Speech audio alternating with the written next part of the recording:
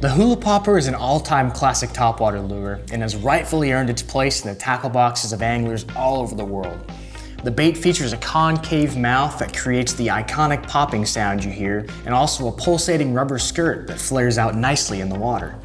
It comes in 4 different sizes: a 1 1/4 inch body, a 1 3/4 inch body, a 2-inch version, and a 2 1/4 inch. The 2 smaller versions are equipped with 1 rear treble hook and are primarily best for small water fishing, while the 2 bigger versions have 2 treble hooks and can be fished almost anywhere.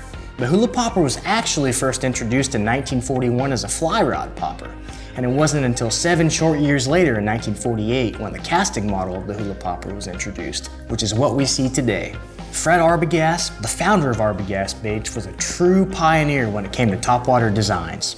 Using his experience as an employee for Goodyear Rubber and Tire Company, he began designing skirts made out of rubber for his fishing lures. These skirts were groundbreaking technology for the fishing industry back then.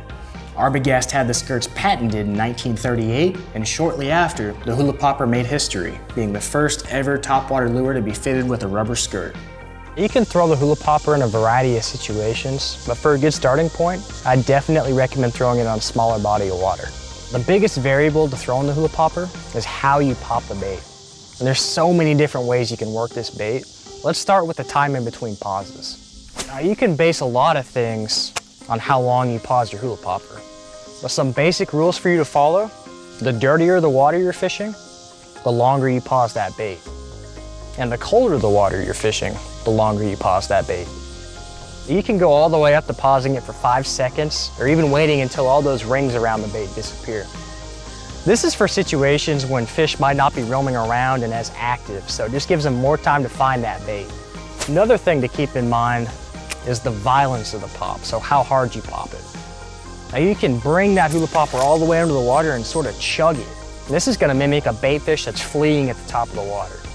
Or you could go vice versa and just go with a short, subtle pop, almost like a bait fish that's feeding at the top. Both are really good ways to entice competitive fish to come up and strike that bait. And the longer you pause that bait, the more that rubber skirt's gonna flare out and dance around under the water.